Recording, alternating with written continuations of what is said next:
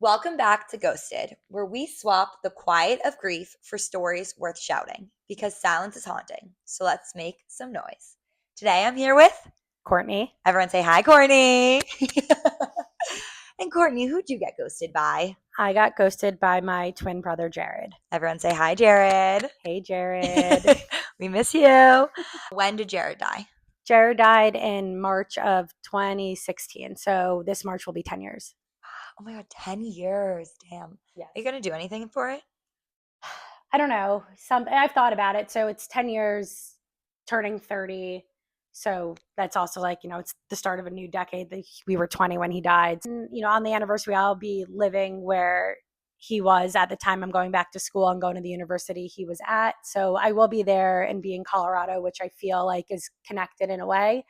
Um, but now that you say that, and I know I'm going to be in Colorado on the date, yeah, I'm definitely going to go skiing. You have to. I have to. That was like your thing. Yes. If you're comfortable sharing, how did he die? Yeah. So Jared had epilepsy since we were 9. So he had it for 11 years. And he had a seizure in his sleep and just didn't wake up. It was March. I said it was March of 2016. And in like a really weird way, that timing happens to work. It was the end of my college spring break and the start of his, and the start of also my dad. My parents are divorced. My half siblings who were in elementary school were on their spring break. And they had proposed the idea to Jared, like, why don't we come out to Colorado and we'll go skiing? I was in Mexico in Puerto Vallarta, but he was like, if you want to leave a couple days early, fly from Mexico to Colorado and we can do like a big, nice family ski trip. So while it like sucks that we were all there, it's like so amazing that the way that the timing worked out, with 3 sets of people living such different lives at the time, that we all happened to be like together in Colorado. And like, how lucky are you that you said yes to going? Like, I know your family loves Colorado and loves skiing. So lucky. And also so while I was in Puerto Vallarta and phoneless and walletless and a mess. Yeah, hungover. I got like a call from the front desk of the hotel. My grandmother had unexpectedly died while I was didn't in. know Yeah, that. my dad's mom, while I was in Puerto Vallarta, like 2 days before or 3 days before I was supposed to leave. I don't know. And I remember being in the lobby on the phone with my dad, being like, "Do you want me to come home for the funeral?" And my dad being like, as much as it would be like nice for you to be there, it would be better for me if we could have our family ski trip and have everyone all together. And I know if you come home for the funeral and you fly from Mexico back to New York, you're not going to then fly to Colorado for 2 days, which I wouldn't have. So he was like, I would really just like prefer if you didn't come so we can do our trip. And he wasn't going to tell Jared about it because he was in the middle of finals and he just didn't want to like throw him off. So actually, like either the night or 2 nights before he died, my dad sat us down and read us his eulogy to his mom. Stop. Yeah, and then and then he had another funeral. We joke, which is not a great joke, but we have dead people. Like, we're allowed to make dead people jokes. But my dad has had, in groupings, his mom died, and then within the same week, my brother died, so his son, and then flash forward a couple years, his father died, and like literally the day in between the funeral and him dying, his brother was diagnosed with cancer and died a couple months later. So my wedding's coming up, and my dad's speaking, and he's like, all of these people, the last 4 times they've seen me speak, were giving eulogies. He's like, no one has seen me speak. And a lot of his friends were at all of the funerals. And he's like, none of them have seen me speak. I haven't been able to give a happy speech in 10 years. I mean, like, how beautiful that, like, you can kind of give him that. Yeah. Yeah. Well, speaking of getting married, like, you're getting married in Colorado. Yes. And both you and your future husband, your partner, have had loss. Like, have you guys talked about what you're going to do for that, especially being like your twin and your other half? What does that look like, if anything at all?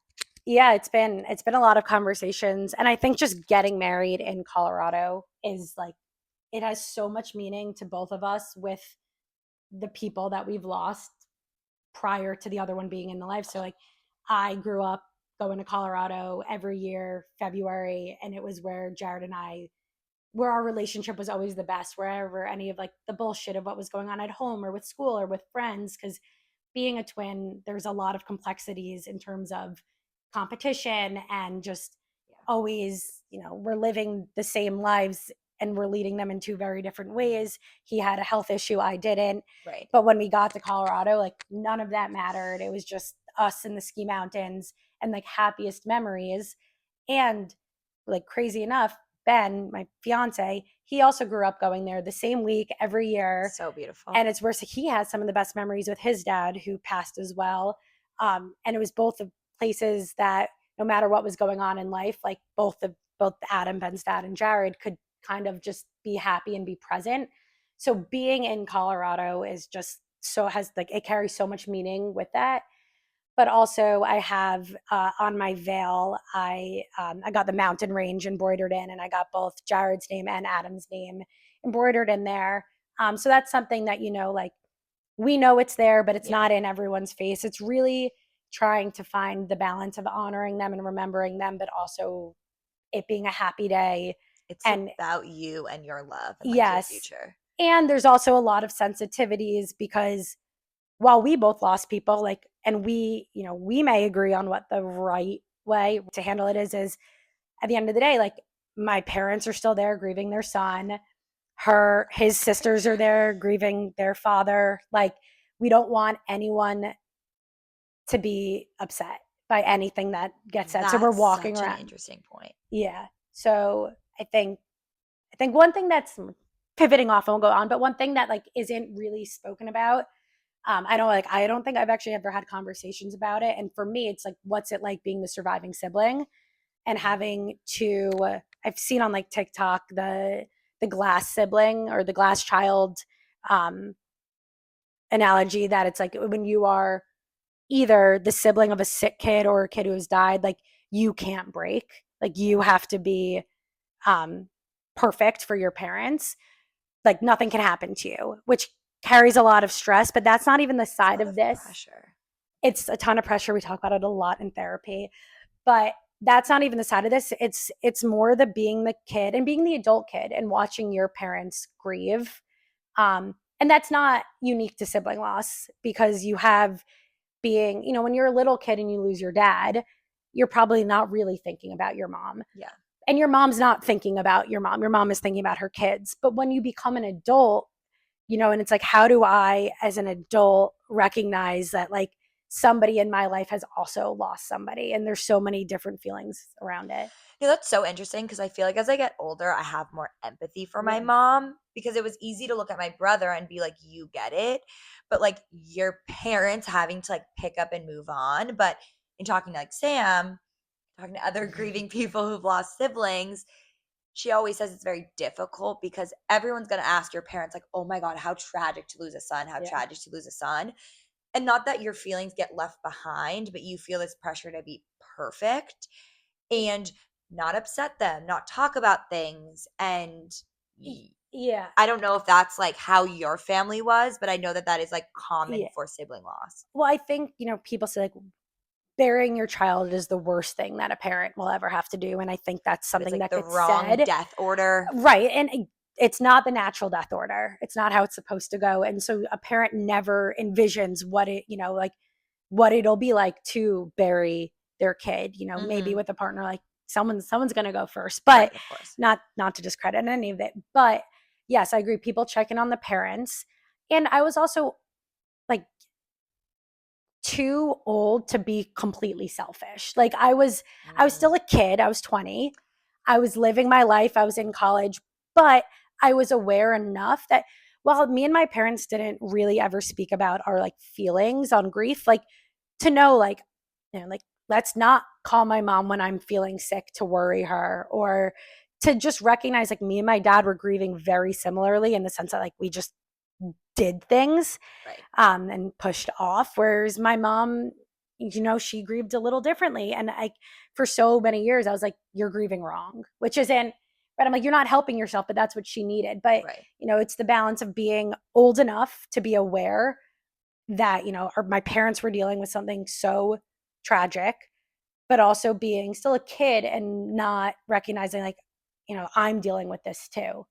I think the grieving wrong is so interesting, Yeah. especially because you had someone who was like similar to you. And I think that becomes difficult, like, especially at the age of 20. Like, I can imagine, like, you still want to be a child and you still are, but also you're like expected to start acting like an adult. And so having to like watch people handle things differently and be like, what the fuck, Yeah. basically. Like, Yeah. and like when you also become an adult and like learn that your parents are human, but also like see the flaws sometimes. And not that there's a right way to grieve, like there never is, but that's such an interesting point.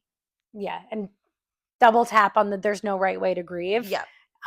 But yeah, I think that's something that's like not spoken about really ever is being an adult or being a kid or whatever it is and watching someone else grieve and trying to have opinions on it, and everyone has opinions on it. But to circle that back to the wedding, I think we all have different ways in which like we would like to honor Jared, whether it be through wearing, and Adam, but whether it be wearing, I think my dad will be wearing Jared's watch. Ben will be wearing his dad's Oh, watch that's and sweet. cufflinks. I think my dad's wearing Jared's watch. If not, now he I has don't know. to. Um, I know he wears it. Um, but and my mom getting something sewn into her dress. So there's lots of Oh, that's little sweet. things, but the overt things. And what's also something that's a unique um, thing to be balancing is that Jared was also a friend to not all of my friends there, but Jared was a friend to all of my high school friends there. So the group of guys were his group of friends. The group of girls were his group of friends. Like his first kiss was my best friend who's speaking Friday night at the wedding. Like it's kind of like we're all there recognizing like this is such a happy day for Jared's sister. Hmm. But how do we, we can't forget that Jared's not there, but we can't throw it in your face. Yeah, I feel like it's grief in general too. Like, Yeah. I don't know, when you're like us and like lost someone young, like it's literally in everything that you do. Yeah. Every major moment, good or bad, carries that. And I think especially with like the closeness of like you and your friends and like him being your twin and your family, like everyone's going to recognize that someone is missing and you don't have to overtly call it out. Right. And it doesn't also take away from your Right. day. It's a happy day. It's a Yes, celebration. of course. And like everyone's there to celebrate you and like you found your person. Like it doesn't have to be about loss. And I feel like sometimes, like even me asking that question, like everyone's always like, "Oh, what are you doing for this? What are you doing for that?" Like it doesn't have to be about them. But the only people who ask about what we're doing for Jared and Adam are experienced camps people. So the It's only like people who know to ask people have also lost experienced people. loss. But you got a thought going in there. Oh, but yeah, what you said on like it's something that carries with us. I think that's another part of like grief in general that's not really spoken about is like, and I'm sure you felt this way, like when your dad died, like you left camp, like people knew that you were leaving camp. There's pictures of you leaving Yeah. camp. Um, you come back the next summer and like you don't want to be the girl whose dad just died. It's like I didn't want to come back from Yep. college and come back from spring break and be the girl whose brother just died. And because we were in this same social bubble and because it was college spring breaks and like I know like most not most but a lot of my friends they were on their Puerto Vallarta weeks and like I know that it spread through there like Of course. did you hear so when I would meet new people I'd be like are they saying like that's the girl um but I think as I've gotten older it's been like this balance of not wanting to be defined by my loss and like that be the thing that people describe me as, but also being like so proud of who I've become and like wanting people to know, yeah, like I've been through shit and like I've come out proverbially because like we're never really out of it, but I'm on this side 9.5 years later and like look what she's been through and look, like how she's lived and carried on with her life. So it's something to Yeah. be proud of. So it's this balance of not wanting the loss to define you because you don't want the pity or for people to feel Yeah. bad, but the loss to be like, wow, like this person, has been through a lot and like look at it. I hate being told I'm strong, but like, Yeah. yeah, like people should know that. This life that you've built and like yeah, we're both sitting here as two people who've lost someone. Like obviously we've picked up and carried on our lives and like we're both very Yeah. proud of our lives, but like a lot of people can't do that. And like even just doing that is like such an incredible thing. But like I feel the exact same way. Like I am who I am because of that. But like, if people meet Courtney now and love you for you, it's partly because you are who you Yeah. are because Jared died. Yeah. And I think that was something that I struggled with in, from high school. Everyone knew us. And even most of my college friends had either met him or they knew who I was as a twin. Meeting people in my adult life and dating in my adult life, I was like I had this fear that people weren't going to know me before Jared. Right. Um, and that was something that, it was like, there was the balance of like, they hadn't met Jared, and like in dating, that was something that messed with my head a little bit. But it was also, they didn't know me before. Right. And then I like sat down to really think about it. And I'm like, I'm better now. Like, I'm a Right. better person now. Like, why did they need to know me before? Right. You like you now. Yeah, I'm good. It's also, oh my God, I could I'm a good say she's person. pretty good. Yeah, I would agree. No, but I think too, it's interesting. Also, like the twin layer, like I can't even imagine that, because it's like, oh, you lost a sibling, and then you also lost quite literally your other half in a way, and like how was navigating that, or like Yeah. the fucked up extra pity of people like not only your sibling but your Your twin, like Yeah. oh my God. I think twin loss is really unique because like it is literally the person that you sat in a womb with for 9 months. We were 7.5 because we're 6 weeks early. But, Okay, preemie. but we were in the incubator together at Mount Sinai for 10 days. But it's that person that you were literally brought into the world with. So it is such a core part of your identity. Like everyone's a daughter, or a son or whatever. But, to say you're a twin, it's quite literally your identity. You're referred to growing up as the twins. And like, it's something that, I'd introduce myself and be like, do you have any siblings? I have a twin brother. Like it's not just a brother, it's a twin. It's a layer of like, that's a definition that you almost have to learn how to introduce yourself and identify yourself as like, I am still a twin, but I'm not. Yeah. Like I am, but it's like, I don't have a living twin. There's not someone who is the other half of me who's the same age as me walking through this universe. Your twin is 20 Yeah, and you're 29. Forever 20. We learned that in FTA. But I think that there is that component of like, I meet someone else who's a twin, or people start talking about twins, or it's interesting. And every group of friends I'm in, like my college friends, my high school friends, my camp friends, there's a set of twins, girl. So like, it's like within the group, but I've always been around twins. And you hear the twin chatter, and you meet new ones, and it's like, oh, like, do I jump in and participate and be like, oh, I'm a twin too? Like, oh, where are they now? Like, I'm dead.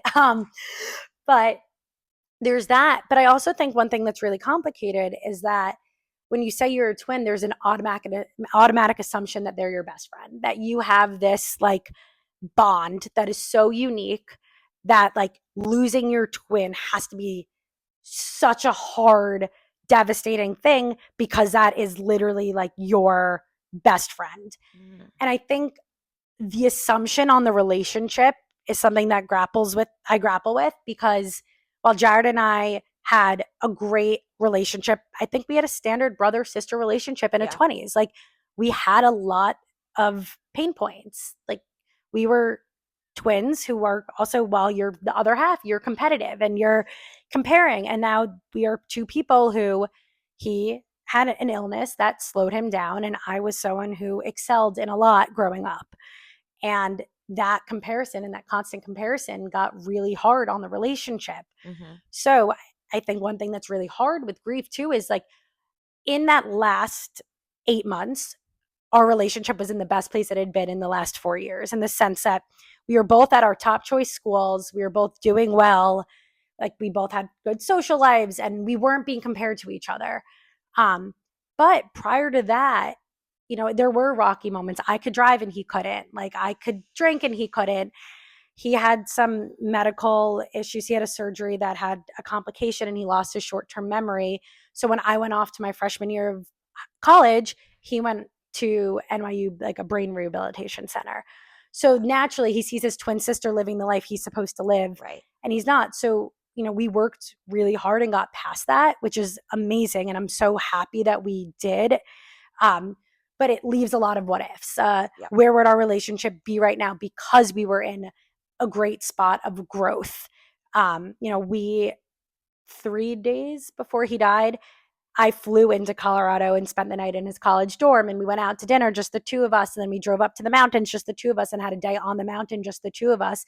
And that was probably the most one-on-one time we had spent with each other in at least 2 years. So, there was the glimmer of like, this could be such a beautiful relationship, and we never have that.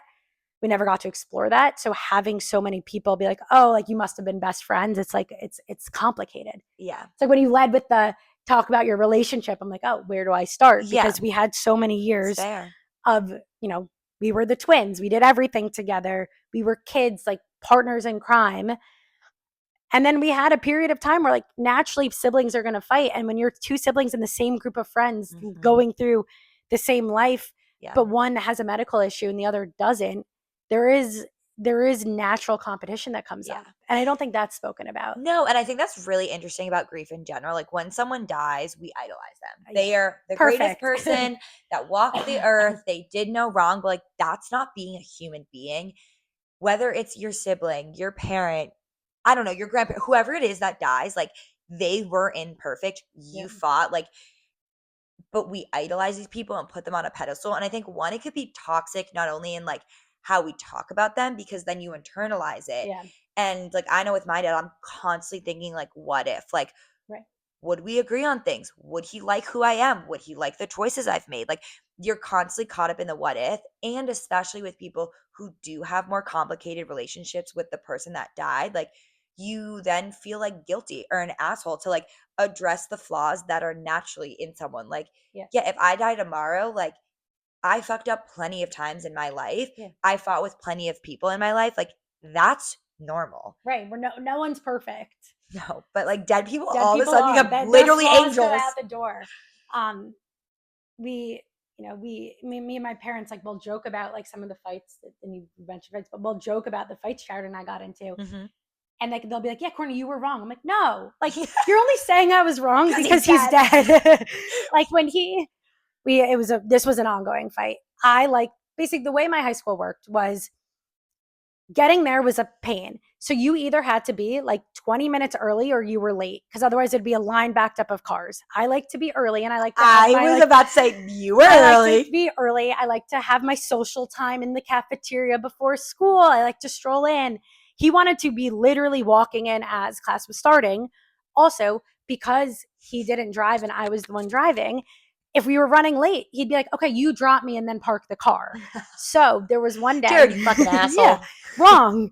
But there was one day. Everyone say with this. Jared is wrong. But there was one day that I was driving and my mom was out of the house. I don't know where she was. There was no one else there was oftentimes I would leave and somebody else would have to drive Jared. But there was nobody else to drive Jared that day. So he took my keys and hid them. You're kidding. Wouldn't let me leave. And then I start freaking out. And then I find them and we're fighting about them. He takes my keys and throws them onto the roof of my house. Like this is such teenage bullshit. Such teenage boy. I got in trouble. No, you didn't.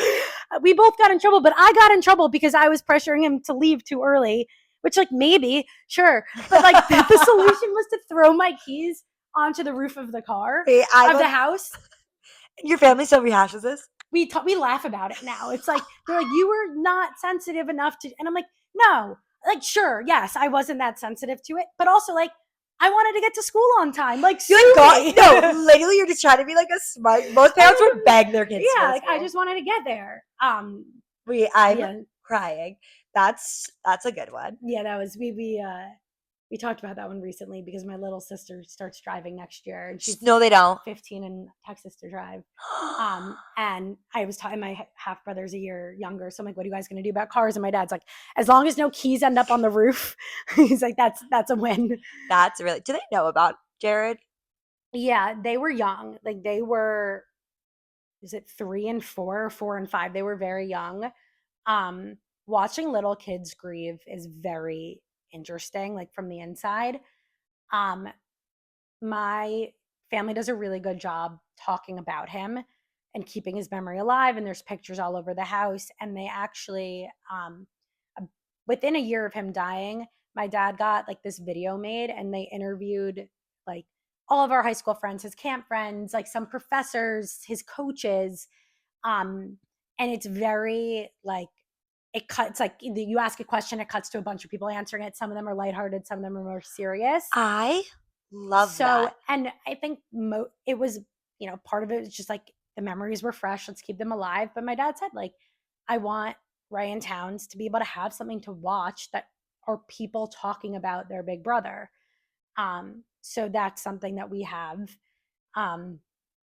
which I don't know when the last time they watched it. I don't know when the last time I watched it was, but that exists. But I think, my little brother knows like he's supposed to have a big brother. My sister has me. So I think there's something missing.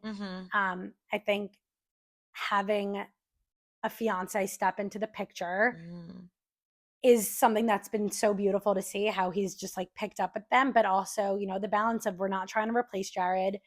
And for many reasons, but one, like, that's not a responsibility you can put on to a significant other.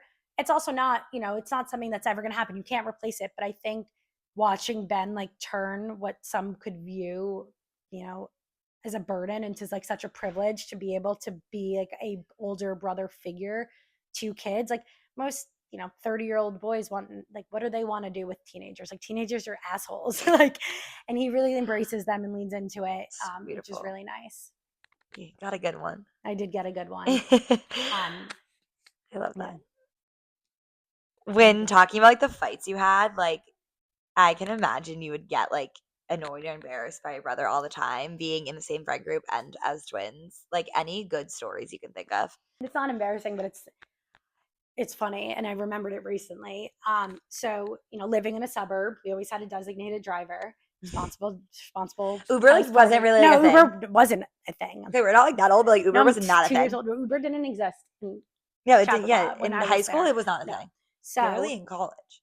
So I was designated driver one night, and I was driving my group of friends. He was with his group of friends, but we were at the same party, and the police busted it, and they blocked off the driveway, and they were going car by car, like checking names, seeing who was in there. I don't know if they were just checking to make sure there was a safe driver, whatever it was. And Jared insisted on coming into my car, not with his friends. He's like, "You're going home." And I'm like, "I'm dropping 9 people off. I had 9 people in my car." We did have 2 rows, but we were squeezed. And I was freaking out that I was going to get in trouble for having too many people in the car. And I remember the police comes over and like has to open down the window and roll down the window. And before anyone can say anything, he just shouts from the back row, "I have epilepsy and I need to get home to take my medicine. You have to let us home." He did not need to be home at a certain time. Wait, also he should use that more. Should have used that. No, he but we were allowed to just go. That's so good. But I think when did you get diagnosed with epilepsy? When we were 9. So when we were at summer camp for the first time, he fainted. It's always summer camp. I know, summer camp. It's funny. It's like all the bad things happen there, but it's all of our best memories. But he was diagnosed as we were going into 4th grade. And then he tried like every medication under the sun and invasive brain surgeries, and just nothing worked to control it. It was like a rare form. We didn't know that it could kill you. Like, we knew that you could die having a seizure doing something. Like, one time he had a seizure and we were on the top of a waterfall. Right. Like, that could have been really bad. Like, he couldn't ever drive because I think you have to go like a year seizure free, and he never went a year seizure free. And like, he had a seizure on the lacrosse field. Like, he never let epilepsy stop him from living his life. But like, you knew that you could theoretically die having a seizure doing something, but we didn't know that like you could literally just have a seizure in your sleep and die. To be honest, I didn't really know that either. So I thought the danger was around like you being physically unsafe, or like you could have long-term brain damage from an extended seizure, but not like that and he itself didn't kills you. Have the shaking seizures. He would just kind of like freeze. Yeah. It's actually funny. It was like so he didn't have grand mal. He didn't have grand mal. I don't know what the type was that he had. But it was something that became like a running joke, is he'd be like, "What did I do when I was having a seizure?"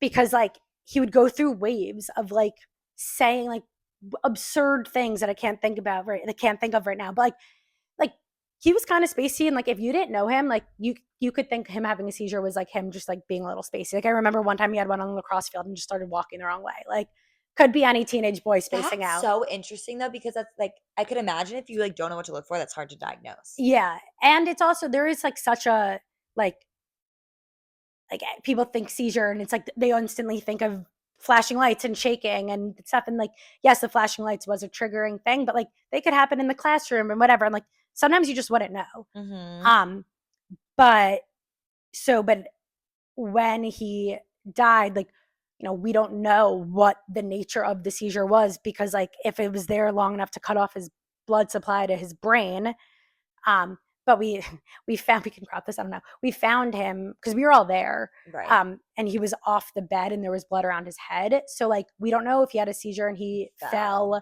So he was shaking and like there's risk there that you could have a seizure in your sleep and suffocate. And these were all things that we didn't know.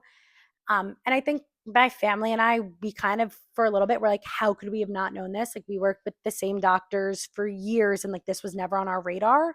But at the same time, it's like, what are you going to do? Like, if there's the risk that he could have a seizure in his sleep and the only solution to it would be to have someone there monitoring him or hooking him up, like, you can't, that's not a life.